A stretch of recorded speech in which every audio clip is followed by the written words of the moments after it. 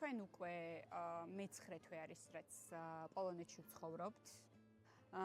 ეს ცხოვრება არის ძალიან ბევრი გამოწვევით სავსე და არც ისე მარტივი, როგორიც ჩანს საქართველოდან, ასე ვთქვათ, რადგან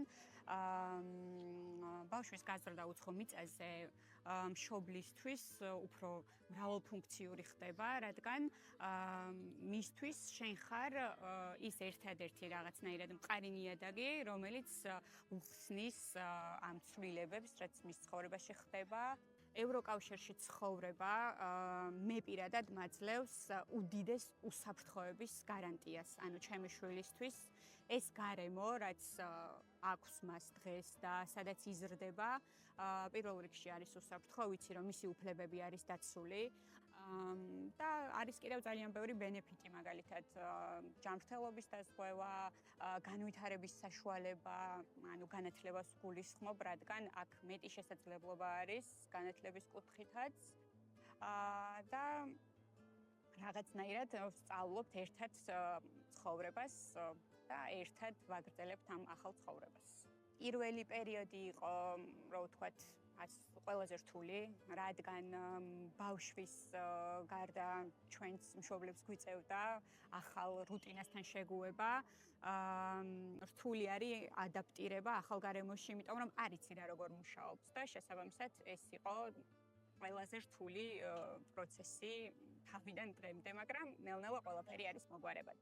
ძალიან მნიშვნელოვანი არის აი ამ რაღაც ჭყალებში მარტოობაში იმ ადამიანების გვერდით ყოფნა, ვინც არის შენი სამშობლოდან, ვინც არის ქართველი. მე პირადად ძალიან ბევრი ადამიანი დამეხმარა რაღაც პირველი პრობლემური პერიოდის გადაგორების დროს. ბევრი მეგობარი გვყავს უკვე დღეს აქ. ერთ ოჯახად ვგრძნობთ თავს და ჩემს შვილსაც ყავს ქართველი მეგობრები, რომელთან ერთადაც ვატარებთ თავისუფალი დროის უმეტეს ნაწილს. შესაბამისად, ვურჩევდი დედებს, რომ აი წინასწარ რაღაცნაირად პატარა ნიადაგი მოამზადონ, რა შეიძლება იქ დახვდეთ. დანარჩენი ყველაფერი დროსთან ერთად დაალაგდება ძალიან კარგად. ცხოვრო ევროპაში და არ იყო დასაქმებული, ანუ ესეთი მცნება აქ არ არსებობს, რადგან ყველა დაკავებულია, ყველას აქვს თავისი საქმე. სიმართლე რო გითხრათ, ძალიან დამეხმარა საბავშვო ბაღი.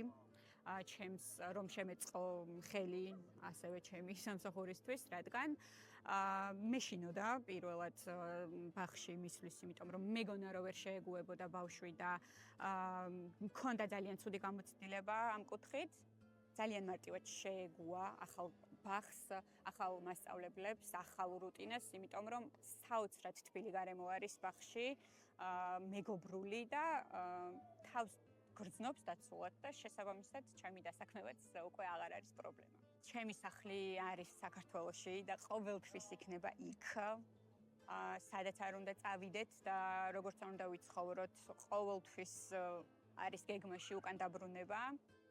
უბრალოდ ამ ეტაპისთვის არის მიზეზი, აი ზუსტად ამ უსაფრთხო გარემოს ვერ ვთხოვებ, იმიტომ რომ ჩემი შვილისთვის ვფიქრობ იდეალურია ეს გარემო, სადაც ახლა ვართ და სამწუხაროდ ჩვენს ქვეყანაში დღეს არ მაქვს იგივე უსაფრთხოების განცდა, რაც მაქვს აქ. რომ არა ემიგრაცია, ჩემი ცხოვრება იქნებოდა რუსთაველის გამზირზე, აქციებზე, რა თქმა უნდა.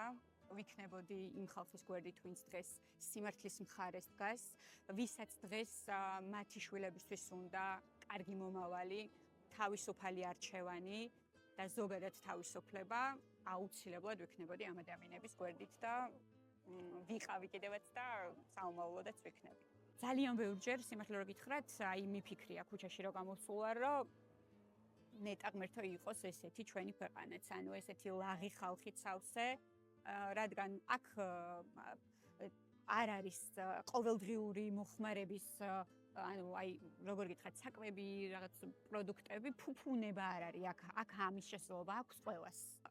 გაქვს შესაძლებლობა, არაფერზე არ უთხრა შენს თავს უარი და გქონდეს ყველაფერი შენთვისაც და შენი შვილისთვისაც, ანუ მისცე ყველაფერი, რაც არის საჭირო განვითარებისთვის და უკეთესი მომავლისთვის.